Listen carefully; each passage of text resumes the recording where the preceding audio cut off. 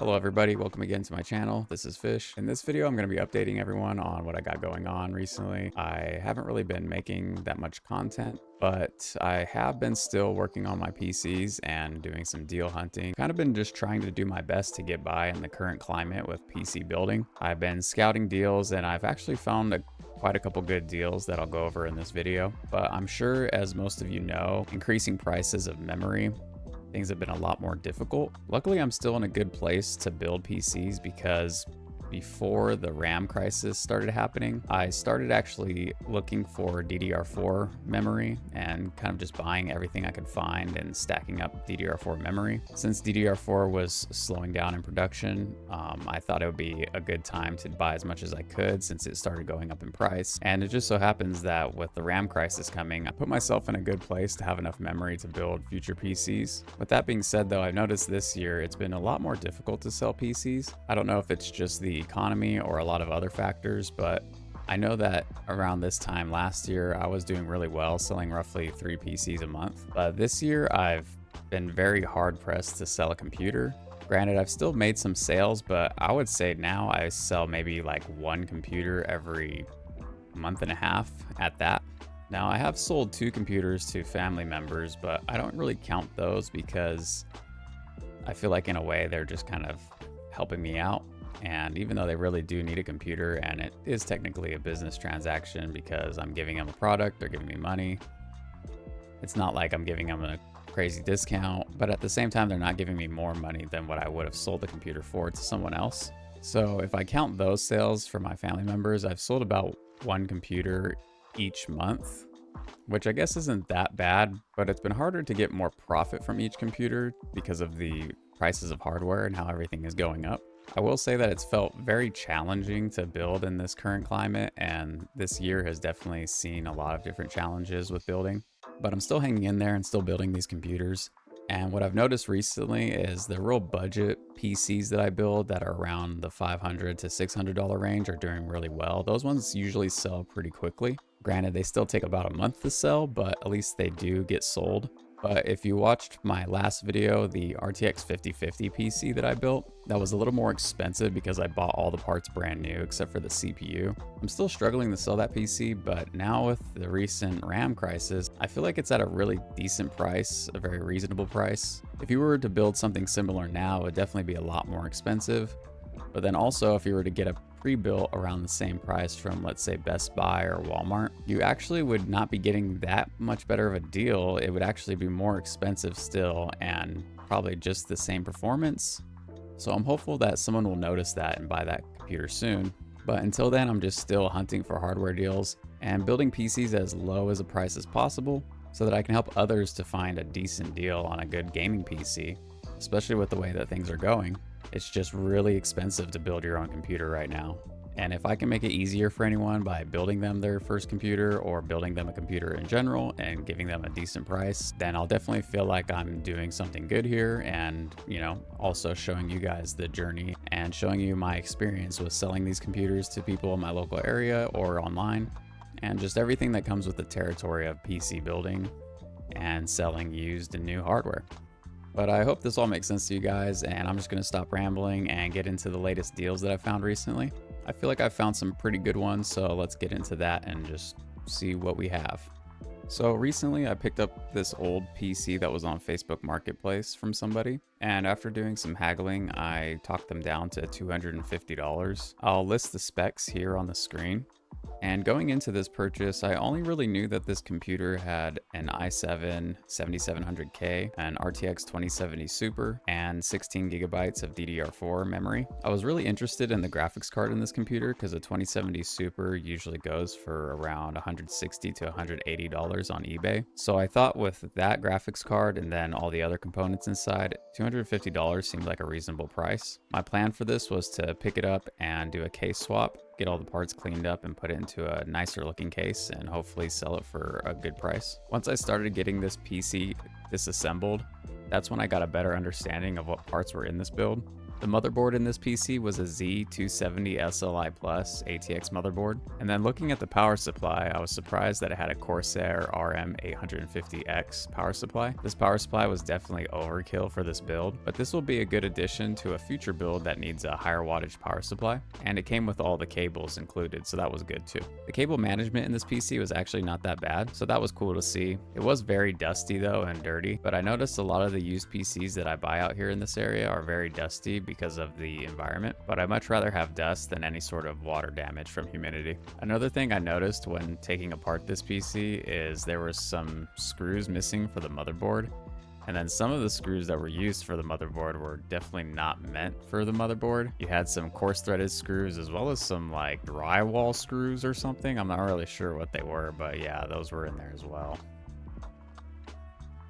Also, the person that sold me this PC threw in a free Corsair mouse that was pretty worn, but in still good condition. It didn't have a charging cable though, but at least it has the dongle. So overall, we got a pretty good parts haul from this build. Got a really nice power supply, a motherboard, CPU, and cooler combo, an RTX 2070 Super, 2 NZXT fans. And after getting everything out of the PC case and putting it back together in a little makeshift test bench, I saw that everything was still running good. I was actually able to install Windows 11 on the PC, which I was surprised about since it has the i7-7700K.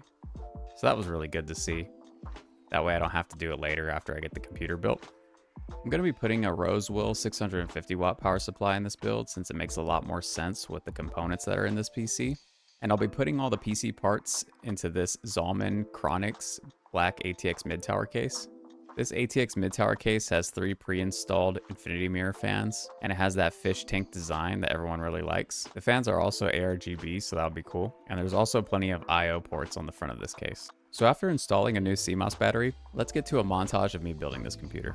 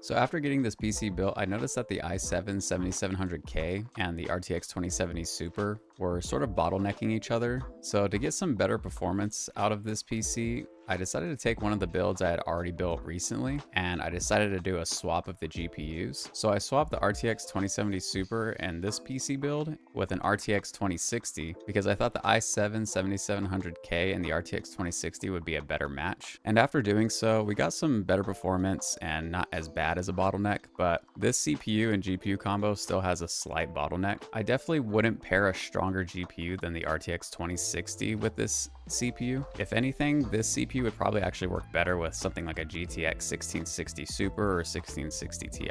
But even with this GPU and CPU combo, we were getting above 60 FPS and the game felt really smooth, and I was playing this at a medium preset and I thought it looked pretty good. I would actually recommend playing this at a high preset just to try to lessen the bottleneck as much as possible from the CPU. But overall, I was really happy with the performance of this PC and especially for the price. Now, another good deal I found recently was a completely built system that I found on OfferUp, and what caught my eye about this system was that it had an i3-12100F. I needed a 12th gen CPU for another build I was doing recently, so this CPU would work good with that build that I needed to complete. But also, for the price, the 32 gigabytes of DDR4 memory seemed like a good deal, with the DDR4 being paired with all the other parts in this completed computer. So I picked up the system for around $300, and I'll list all the components here on the screen. And after getting the PC home, I hooked it up and saw that everything was working fine. So then came the task of breaking it down and taking all the parts out so I could make a new computer with it. And then another deal that I came across on OfferUp was a guy selling a motherboard, CPU, and RAM combo.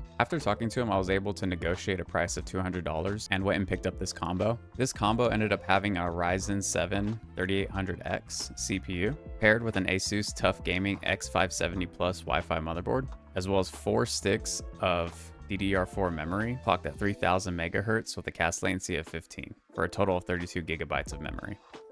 And after getting this combo home, I had the task of cleaning it because the motherboard was really dusty. After cleaning that motherboard and getting it all put back together, I then went and purchased an RTX 2070 Super off of eBay, and I was going to use that GPU to complete that 12100F build that I was working on previously. So now let's jump to some B-roll of me building that computer and see how that one turned out.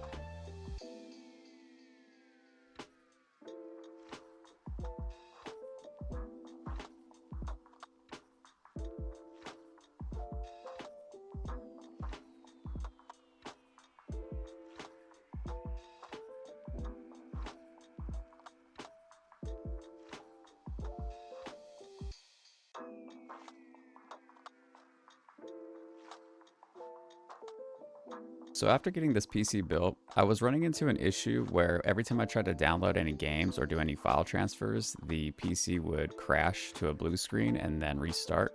At first, I thought there might be something wrong with the SSD that I had installed in the PC, but then I realized it was my USB that I used to install Windows 11. The USB wasn't formatted correctly, so when I installed Windows 11, it installed it broken and nothing would work properly with the file transfers or anything that had to do with the SSD. So after getting a different USB and installing Windows 11 on the computer again, everything started working fine. But I didn't really like the look of the black GPU in this all-white PC, so I decided to take apart the GPU and spray paint the backplate and the fan shroud.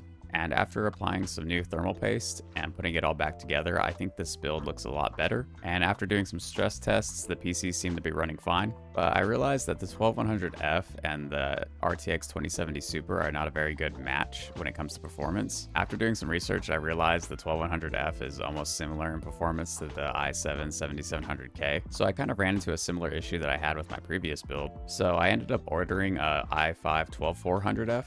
And that'll be coming in the mail soon, and then I'll be able to swap the CPUs. And I believe the 12400F will be a better match with the RTX 2070 Super, so there won't be as much bottleneck. But in the meantime, I'm just waiting for that CPU to show up. So I'll be showing that swap in a later video, and I'll let you guys see the performance of the computer once it is finished. But that does it for today's video. These are all the builds that I got going on right now and the different deals that I've found, and just an update on what I have going on with my PC flipping. Hopefully I'll get some more sales here soon now that the holidays are over and people have their holiday money and Christmas money and stuff like that. And I'm also hoping that since people are going to be getting their taxes at the beginning of this new year, that I'll be able to sell some PCs around that time as well. But in the meantime, I'm just going to continue to look for good deals and hopefully sell some PCs so I can start getting the funds to build some new computers. But if you enjoyed watching my video, please like, comment, and subscribe, and just let me know what you guys are up to, and let me know any good deals that you guys found recently during the holiday season. And if you're flipping PCs as well, just let me know any advice you have in the comments below. Hopefully I'll have some good content for you guys here soon, and until next time, this is Fish, and try not to get blown up.